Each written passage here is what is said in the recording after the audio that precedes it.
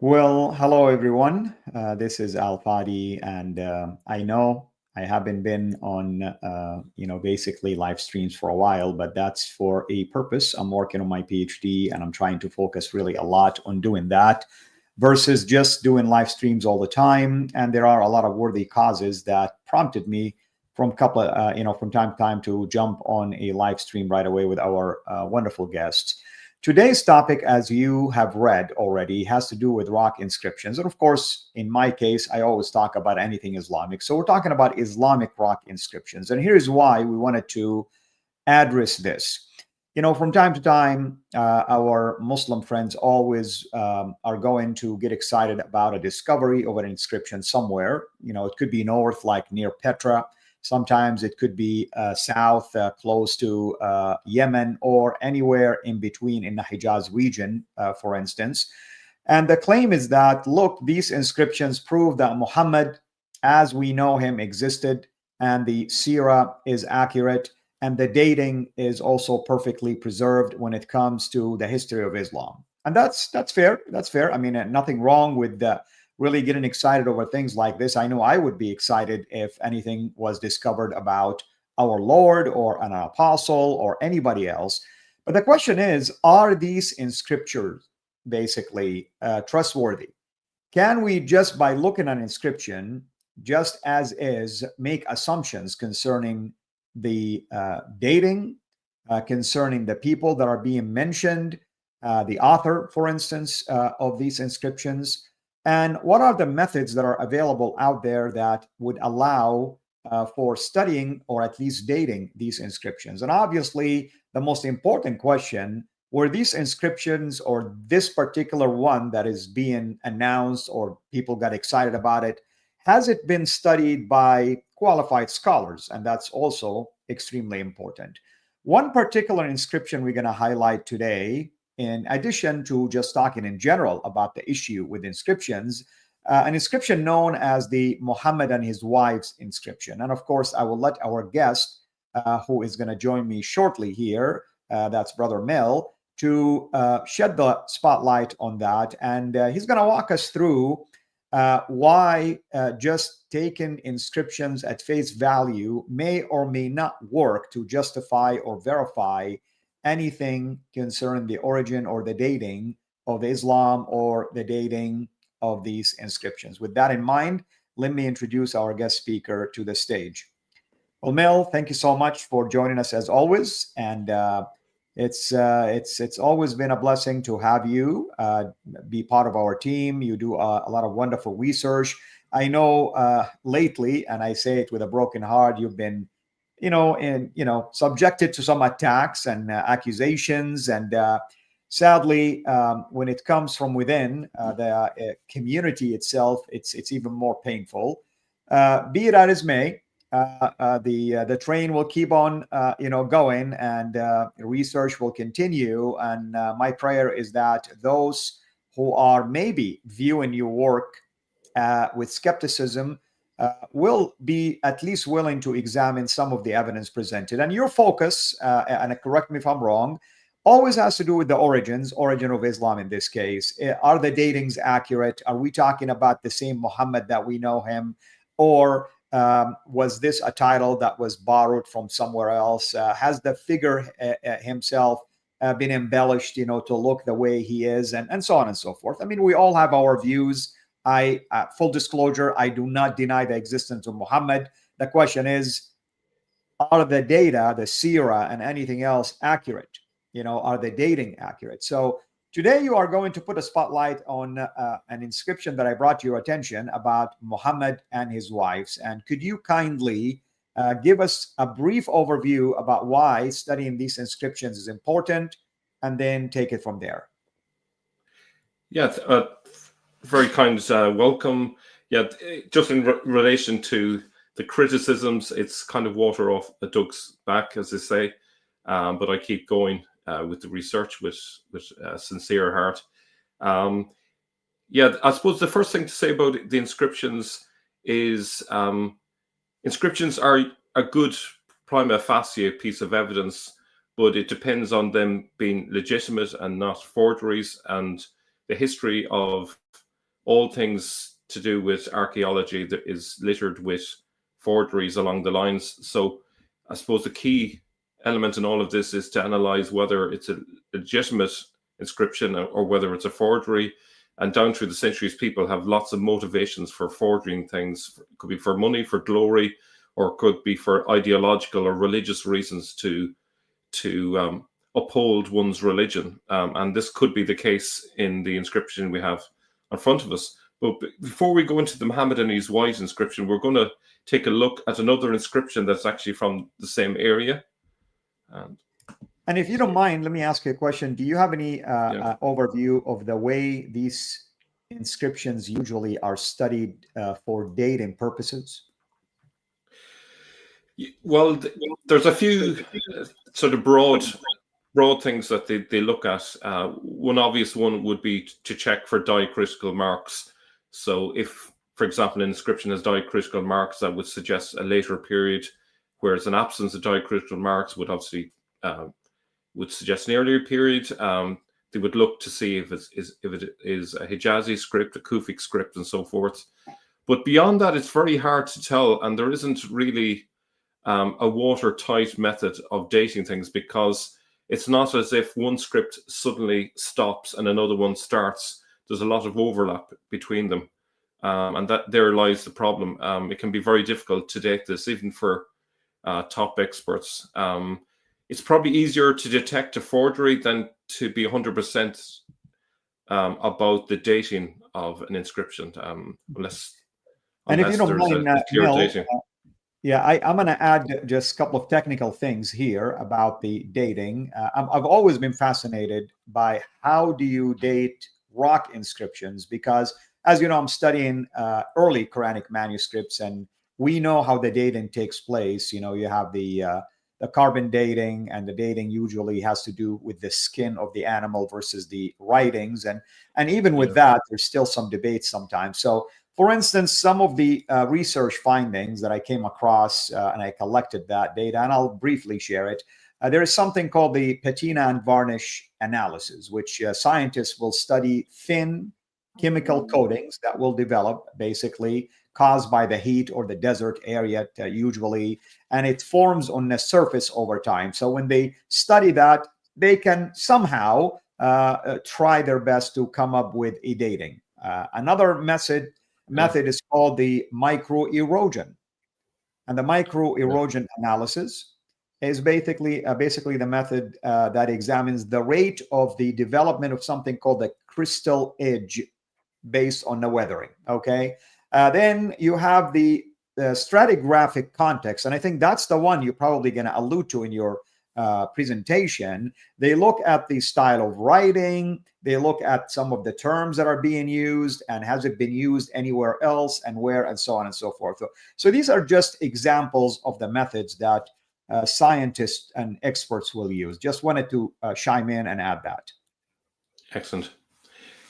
So I suppose the main thing to bear in mind we're not saying that all inscriptions are fake, and we're not saying the other extreme, which is all inscriptions are reliable.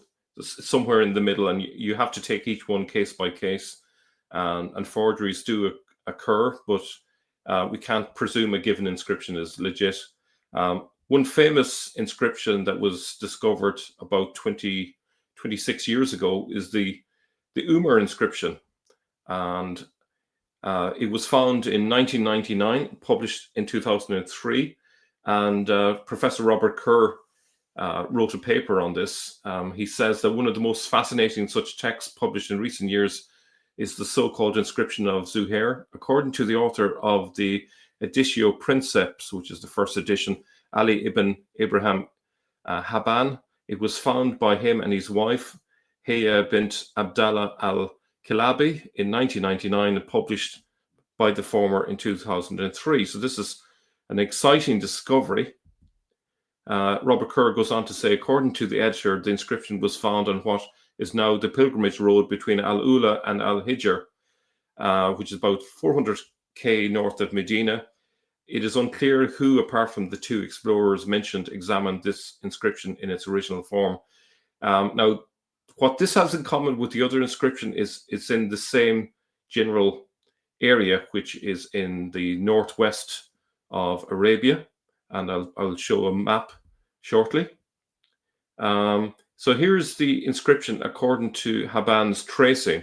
The first thing you'll probably notice there is that when he traced the inscription, he includes diacritical marks. And I considered that to be a deception, because diacritical marks were not used that early. And it could be that, if we're being fair to him, is he was interpreting what he was seeing and assuming that diacritical marks would have been in those locations.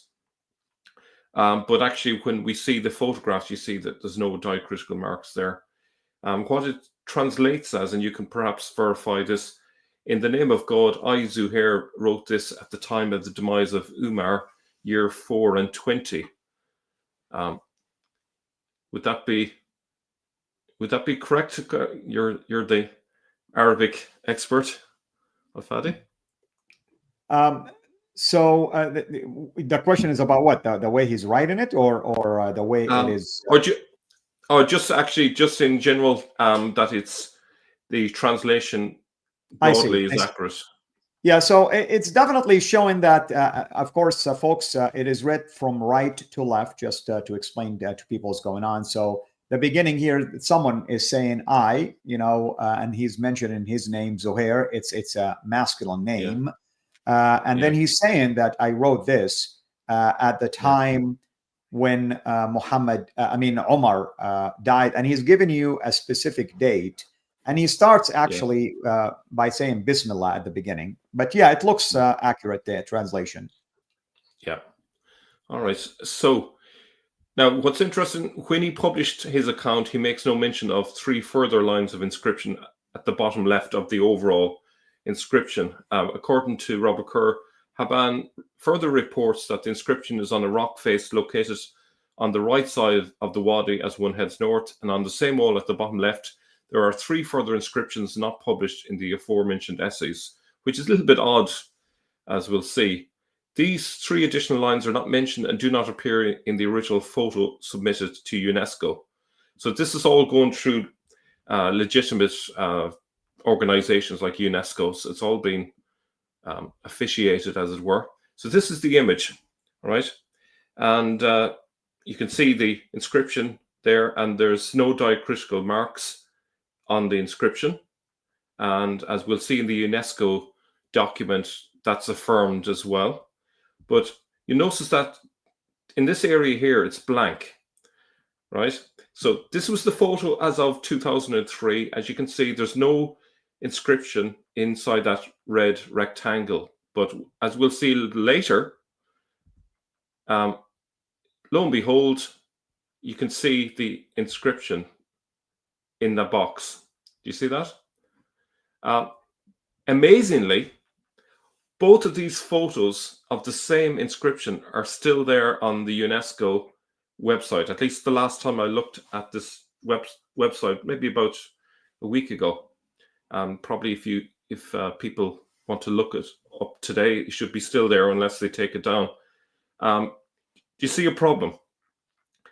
The authenticity of an inscription depends on that all the data is authentic and that there shouldn't be any new inscriptions from the 7th century period, between two photographs.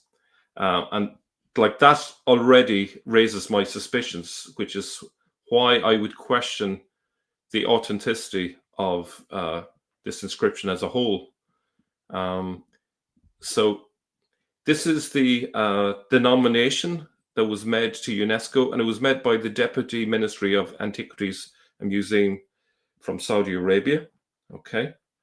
And they basically affirmed its authenticity. It's established by the date mentioned in the inscription, the style of script with no dots, and in early Arabic crude form. So based on that, they have said it's authentic. But you see, the problem is that new inscription that's there to the left of those two dots is no different from the other inscription that was in the earlier one. If we go back, it's pretty much the same style of script. So if the original inscription that was there is no different from the newer one, it really raises questions about, can we trust that the older one was actually from the 7th or 8th century? There lies the problem. So we have here on the left-hand side a photograph from the Islamic Awareness website, and this was from originally published in 2006, and as we'll see, it was there until 2018. Meantime, a new photograph was taken, and this one on the right is made by Haban. It's labeled Hoyland Haban. I think it's because Robert Hoyland published it as well. And you can see the difference between the two inscriptions. There's a new inscription added there where you see the arrow. Now, what happened since is fascinating. Robert Kerr retrieved the photo from Islamic Awareness website as late as on May the 15th, 2017. Now, it's in black and white merely because he published his paper in black and white. It probably was on the website in color originally. On April the 1st, 2018, after I gave a presentation on this topic at the 5th INARA Symposium, and preliminary versions of this text were circulated, the image on this website was replaced with the image also available at UNESCO. So the one on the left is May the 15th, 2017.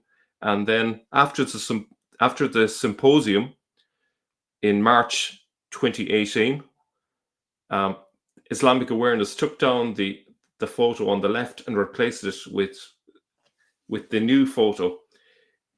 The implication being that was inferred there by Robert Kerr is that Islamic Awareness was responding to the symposium and realized they had a problem on their hands because their photo was different from the new photograph that was now with UNESCO. And of do you want course, to respond to that, Al-Fadi? Yeah. I mean, as you and I discussed, we don't believe, and we're not saying that Islamic Awareness somehow intentionally and maliciously did that. But, it's a good thing that they realized there was a problem. Sadly, as you correctly stated, that they did not even issue an announcement or a declaration that we're sorry, we had the wrong one. And it could have been a forgery, and now we believe we have the correct one. That would have been really kind of them if they would have done something like that. Yeah. Now, here's the thing, and Robert Kerr is, and originally when I read his paper, he was being very generous to the other side, let's say, and he said, well, maybe the image on the left was photoshopped to remove the inscription. Okay. And so that they originally sent a photoshopped image to UNESCO, and then later they sent the unphotoshopped image, where that extra 3 lines are. Now, the thing is, I can't tell you which it is. There's only 2 possibilities possible. One is that the Haban originally sent a photoshopped photo to UNESCO. That's option 1. Or option 2, in neither of these are particularly nice options, but option 2 is that the original photo was accurate, and in the years subsequently, or the years following that, another edition was added to the inscription, and then they submitted that new photograph, and clearly the inscription is from the early 2000s. So I think either way, we're dealing with fraud, because I think there's no good reason to Photoshop out an inscription, especially if it's been sent to UNESCO, and also adding an inscription that didn't exist before the year 2000 is also forgery, an act of fraud. Any thoughts on that? Yes, I mean, I wanna assume, hopefully it was a Photoshop, but if somebody indeed added inscription, it was an amazing job to show that it's so easy to fool anybody, to make it look as if it was authentic and at the same time. Yeah. What furthers our suspicions is the fact that Saudi Arabia often awards people if they discover these sort of things. If they find something that supports the Islamic history, they get awarded for that. So obviously that creates an incentive to make fake inscriptions. And obviously we have to assume the best. But I think in this case, there's something going on. And as I say, I can't go down one side or the other. It's either a Photoshop or someone has added inscription. Now, if someone has added inscription, I think that massively undermines my confidence in the rest of the inscription, because to the life of me, I can't distinguish the age of either inscription, the new part or the old part. To me, they look exactly the same. To my what's called untrained eye. But I think even to you, Al-Fadi, they look from the same period, don't they? I mean, when you look at the image, of course, I wish I'm there in front of the rock. It appears to be genuinely similar to the other lines. And like I said, it shows that somebody did a masterful job in mimicking that. Yeah.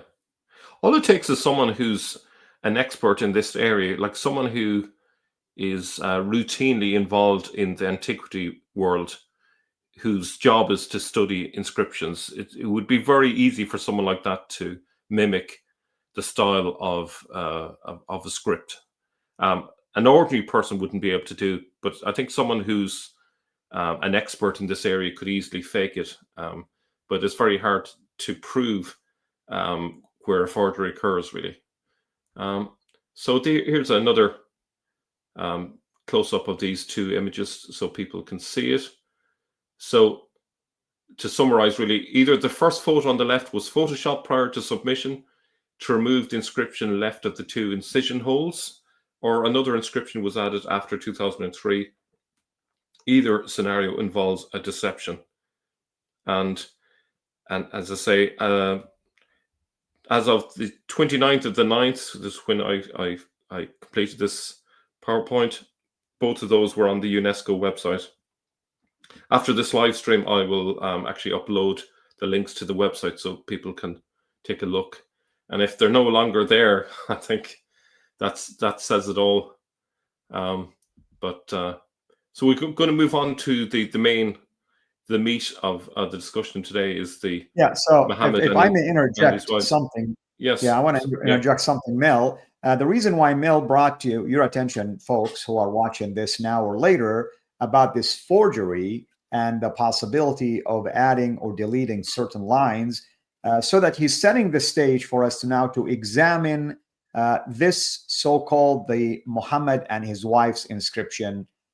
With that in mind, we're not saying that the Muhammad and his wife inscription is a forgery, but we are opening the door for the fact that there are all kind of possibilities that are out there, and we have to be careful not to jump into any conclusion, because according to my studies, Mel, and correct me if I'm wrong, no expert yet, and when I say expert, someone like Ahmed Al-Jallad or others like him have studied this inscription as of yet. I hope I'm wrong, but at least my research did not reveal any writings on it.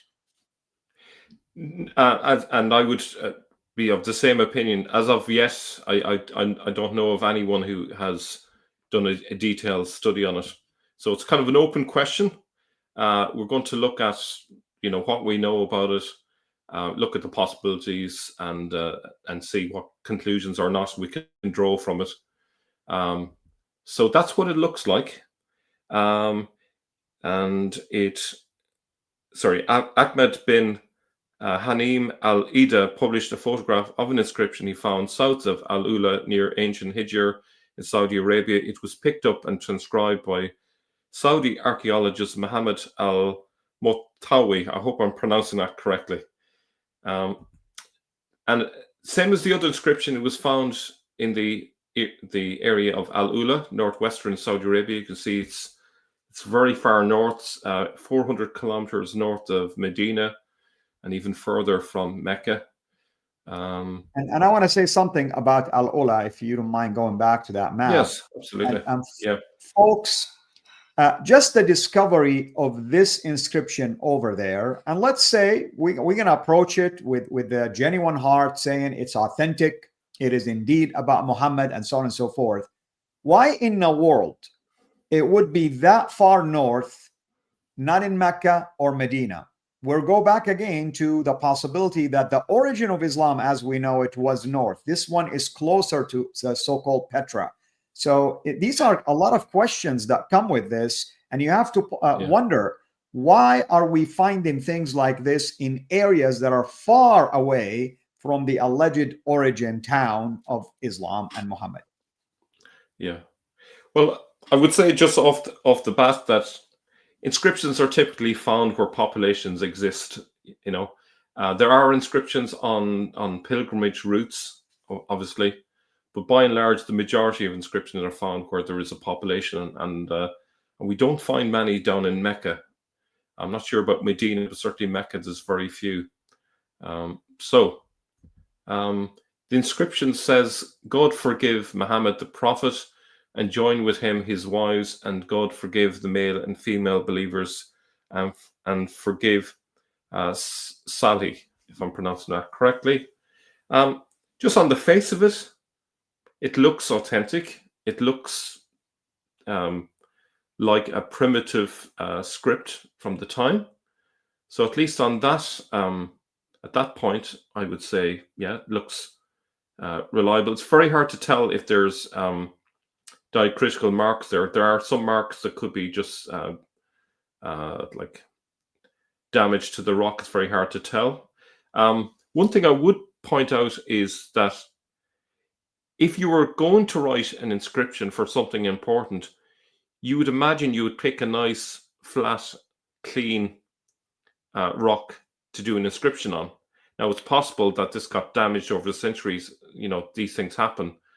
But I do think it's a little bit odd, because most times, at least, people choose a nice, clear rock without any crevices running through it. And that kind of makes me suspicious, because if you wanted to make a fake inscription, you'd look for something that's very weathered looking to make it look ancient. And so that's right. This is kind of speculative. This is not 100%, but that's just my initial gut. Yeah, I have to tell you, Mel, a closer look would make it appear as if it was superimposed over the rock itself. Now, it could have been written somewhere else. I want to try to be fair and balanced here. But it seemed like the writings are superimposed on the rock formation. And I tell you why, because like you stated, there is a lot of irregularities on the rock surface, yet you're seeing the letters and the words straightforward. They're not impacted by the irregularities. Yes, yeah. It's very odd. It's like the lettering was put like there's the groove at the bottom near the sort of the bottom middle, sort of to the left. You can see that the inscription is going over the grooves, which would suggest it was done after the groove was there.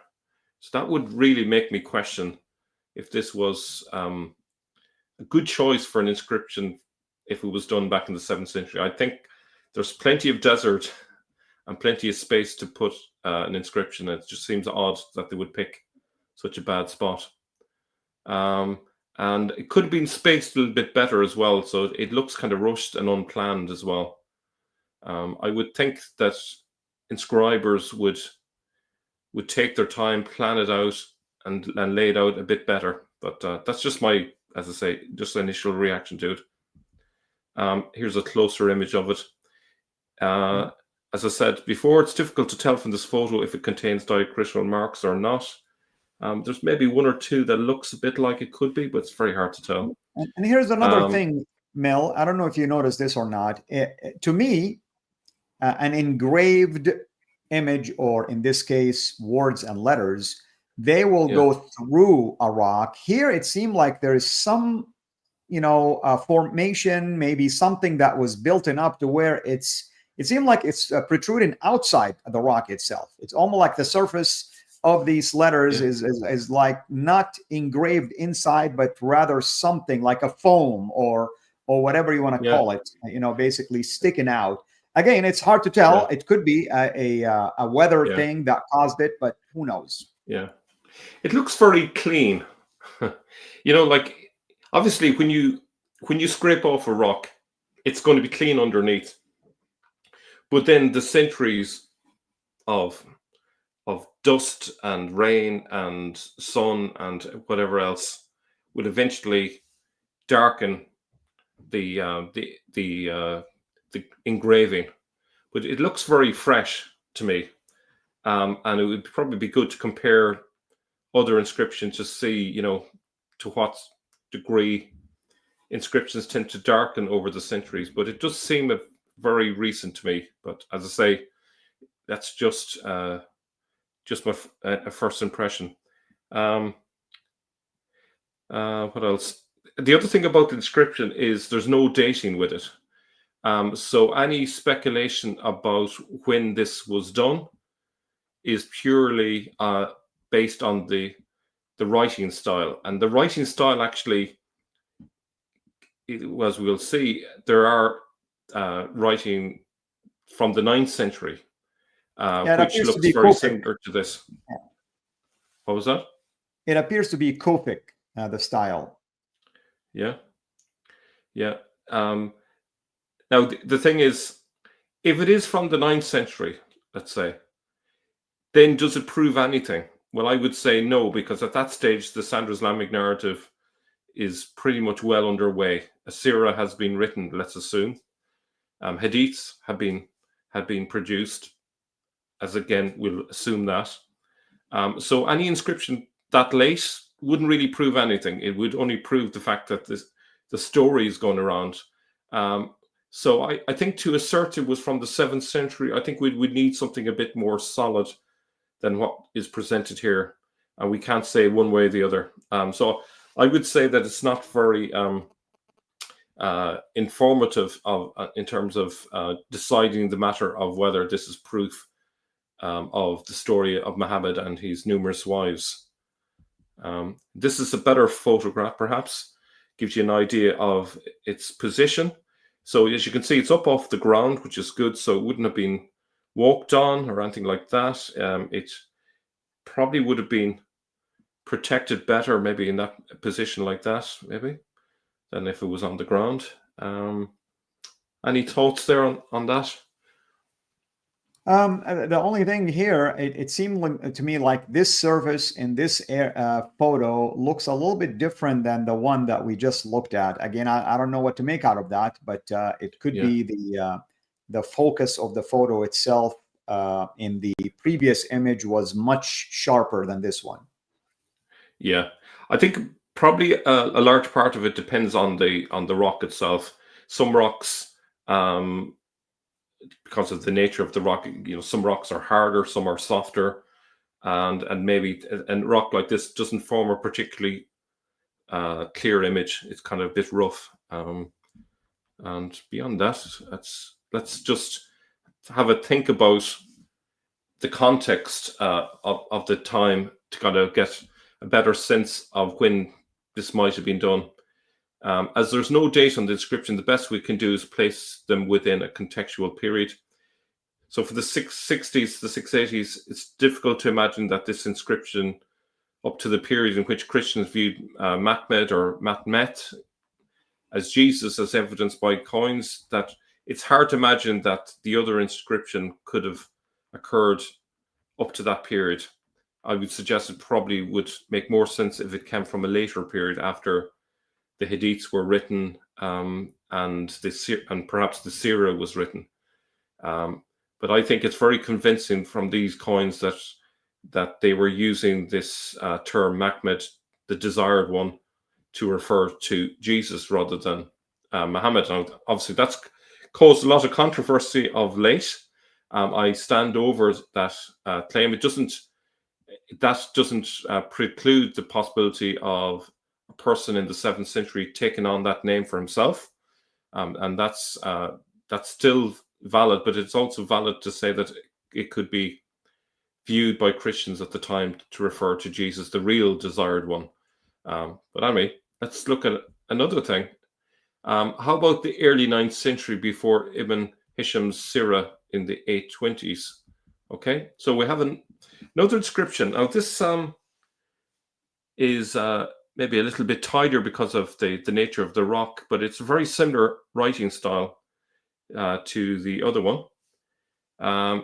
And what we can see here is a lot of Christological elements in this inscription, which would suggest that this is in a period before the story of Muhammad really takes off.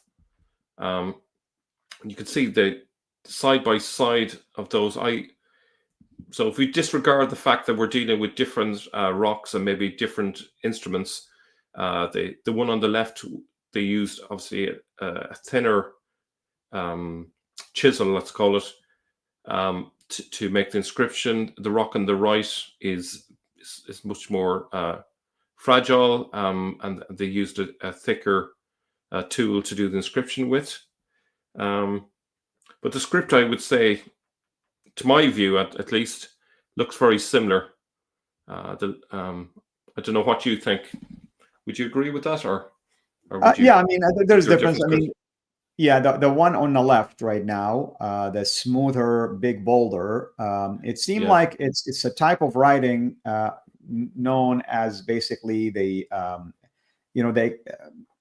let's think of like as if you're using a piece of rubber and you're extending it, so it's elongated, if you wish, the way it's written. It is a form of I think Kufic, you can write it that way, but it seemed like the one on the left is probably more plausible that it is an inscription, because I can tell that it is engraved in the rock face itself versus the one on the right. Yeah, like you can see with the one on the left now, there's a little bit of damage to the rock, but you can see that they've actually, in this case, they've chosen a nice smooth rock by and large. It's got damaged there in the top left, but in the main part where the inscription is, it's actually a perfectly smooth rock and ideal for doing an inscription. Whereas the one on the left, I wouldn't have picked that one. Let's put it that way. It's a very poor choice of rock to put an inscription on. I mean, when you say left, it's your left, which is the one on the right here on the screen. It's the one about forgive Muhammad and his wives, right? That's the one that you're saying I wouldn't have picked. Oh, sorry, I may have misspoke there. Yeah, sorry, I should have said right. Yes. Yeah. And also another interesting thing about the boulder one, the one on the screen right now to the left, and you guys can see a scale down at the bottom. That's the one I'm referring to right now. It seemed like where the inscription is, aging as the rock face itself is aging. So you can tell parts of the inscription are not clear, which makes sense. It makes sense. Yeah, absolutely. Yeah. So that inscription that was on the left. I'm just going to look at a couple of details there.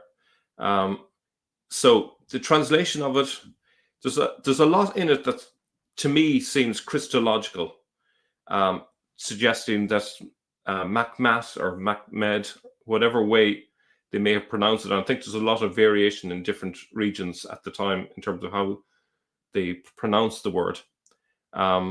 But it seems like that it would fit with Jesus much more than an Arab prophet. Okay, so it says, in the name of God, the compassionate, the merciful, O God, extol Makmed among the first and bless him among the last. Now, as we'll see, the first and the last is associated with Jesus. Now, it's not saying exactly he is the first and he is the last. But no, I don't.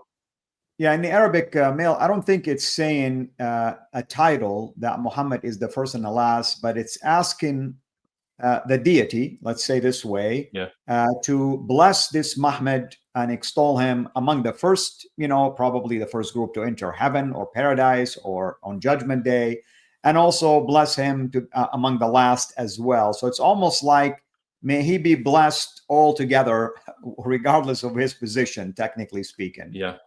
Oh, okay. So I may be jumping the gun on that one. The next line says, "O God, what he has said, consider it true, and whom he has interceded for, and accept the intercession. Amen." And then it talks about Amr, son of Al-Nad, wrote this inscription. Now, so in terms of extol Makmed, well, we see in Philippians, therefore God has highly exalted him and bestowed on him the name that is above every name. So it's been used for Jesus. And also whom he has interceded for.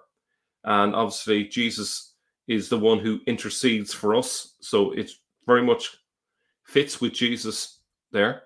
So being exalted and being an interceder is connected. And the last one, first and the last, we'll throw that one out as maybe I'm going too far on that one. But here, as it goes further, and may he resurrect among them the lifeless. Now, the person I would think of as being the one who resurrects the dead would be Jesus rather than Muhammad. I'm not aware of Muhammad ever resurrecting anyone. So if this is really an inscription about Jesus, I would argue then that the other inscription about Muhammad and his wives probably comes from after this period. And this is not 100%, but it logically makes sense contextually, at least. Yeah, and you can also read it, those who are living and those who are dead. I mean, there is this possibility to be read that way. So I just want to be fair here to that, the Arabic style of writing and the way you can read it.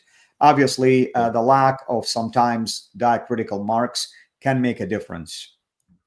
Yeah. Okay. So that last piece is and may he resurrect among them the lifeless. Are you saying that it may not necessarily mean resurrection there? Is that what you mean? I think one way to look at it, of course, we're looking at the Arabic that is written now. I have to look at the inscription. Here is saying, and it is wrote by Ammar ibn Nadid. May Allah forgive him and his parents and his children. And may Allah basically continue and forgive the believers, the male and the female, those who are living among them and those who have died. So. Right. Okay. Well, I've just quoted the translation. I think this was from let me think. What is his name? Ilke Lindsted's paper on this inscription. So I'm just quoting his translation. Yeah, and I want to say, Mel, it seemed like the original inscription doesn't have diacritical marks, so it goes in different ways, technically speaking. Here we're reading the Arabic on the left of the screen. Somebody transcribed it this way. Yeah. Okay, so that's kind of a question mark over that one. There is a lot of variation among scholars on some of these inscriptions because there's a certain amount of interpretation because of the lack of diacritical marks there All right. So it's a 50-50 maybe in terms of the argument there. I suppose the main thing I would draw from it in any case is the similarity in the script between both of them. And this is a 9th century one. So it could be that the other one on the Muhammad and his wives could be from the 9th century for all we can tell. So what are the options with that one? Well, it could be a forgery, especially as there's a vested interest to produce these inscriptions at a time that the historical critique is causing a crisis in Islam. All that is needed is a knowledge of the script. There's no way of telling when the inscription was done. Rate of erosion is very slow in this environment, so it can be hard to tell. The absence of titles for Muhammad could suggest that it is early. So that's one on the other side of the fence. Script-wise, it could be from any era from the 7th until the 9th century. But if it is 9th century, it proves nothing except the sen was in place at that stage. So it doesn't really tell us much. Its placement doesn't seem very well planned, as the text runs up against an uneven section of the rock, as we can see here. So I would suggest that in terms of when this was done, I think the evidence is inconclusive. I think that would be a fair assessment. I can't tell you one way or the other. It's very hard to know. So what do you think?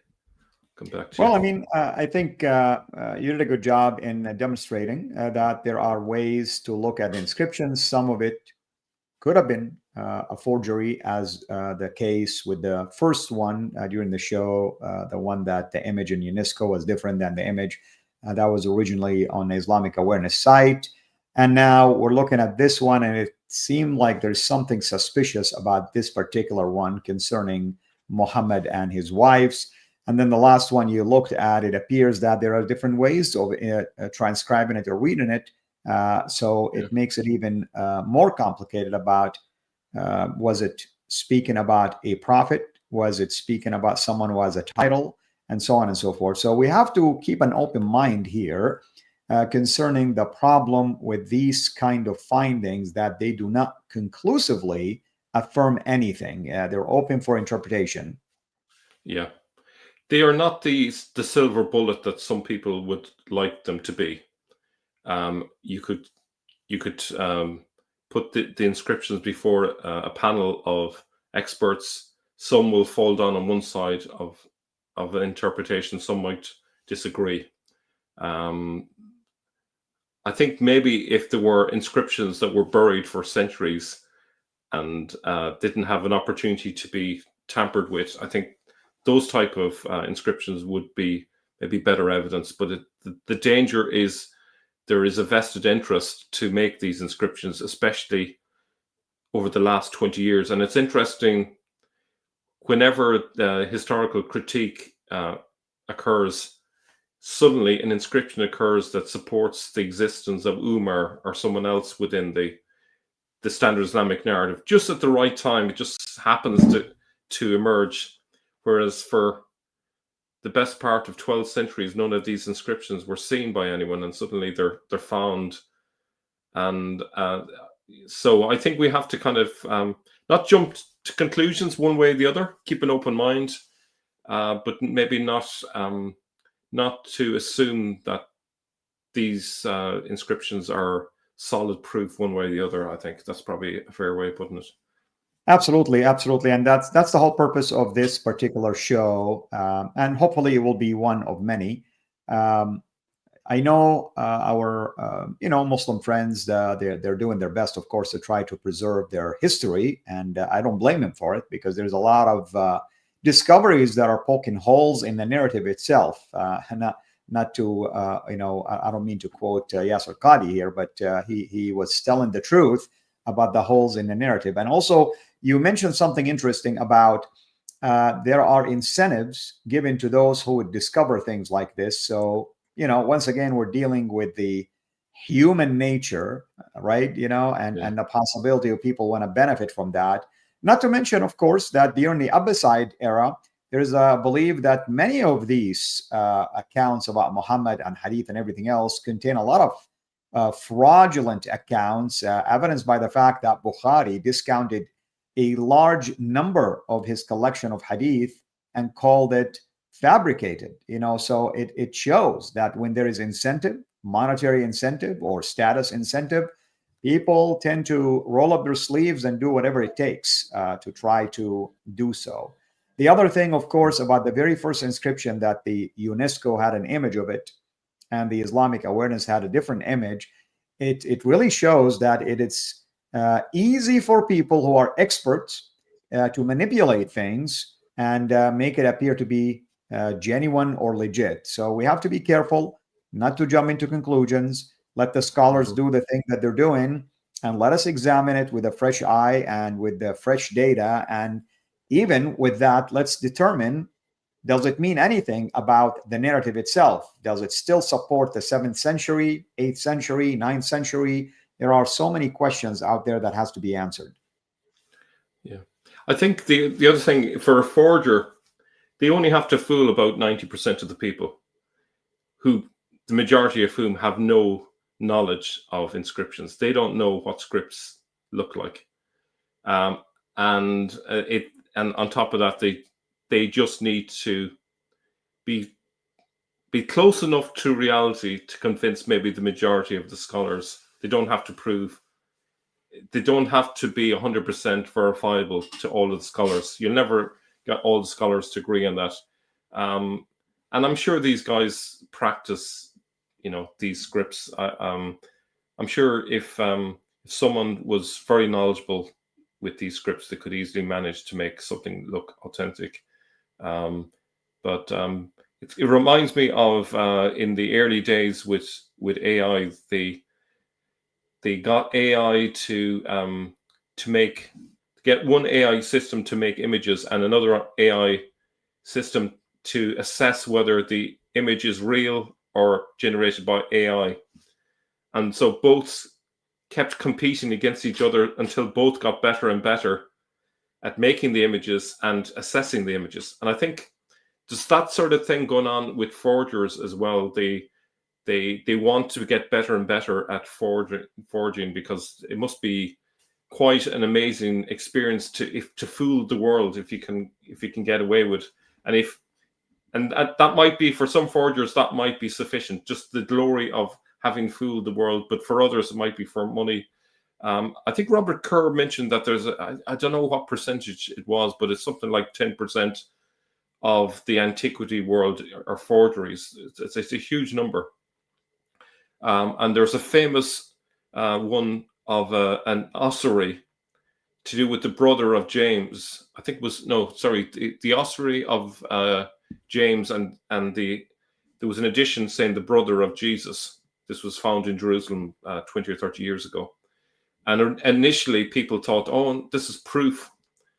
But the scholars eventually came down on it being a forgery. And so that's from the Christian world, it happens, unfortunately. And in the world of art and painting, there's lots of people who attempt to do forgeries as well.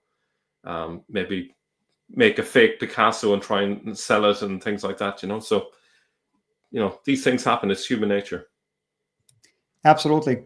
Well, thank you so much, as always, for this information, and hopefully we will connect again, of course, as always, to do more and more of this. Are there any things in the works in terms of the research you're doing related to the origins of Islam? At the moment, I'm being kind of sidelined a little bit because I've been busy with my personal life. So a lot of it is on the back burner for now, but I hope to get back into it. I do want to give a shout out, if I may, to two guys that are doing amazing research called Quranic Inquisition. People need to check their channel out. And what they're doing is they are exploring the Aramaic side of the Quran, and they're actually developing software to analyze it on a deeper level. And I think that website will be available to the general public to assess the possibilities with each word in the Quran, especially the ones that didn't make sense. So I think their research is really miles ahead, and they build on the work of Saint Murad. So they're taking what he has done and they're going further and trying to explore those mysterious passages. So I'd say that to me that's the really exciting stuff out at the moment. But I'm sure I'll be back to you at a future stage. Wonderful. Again. If you have a link, you can share it with me, and I'll have it in the description box for people to check it out. Will do. Very good. Well, thank you so much, and I look forward to seeing you again soon. All right. We are Great to see you. Yes, sir. We're going to close now with an outro, and the show will be over. Take care. Goodbye, everybody.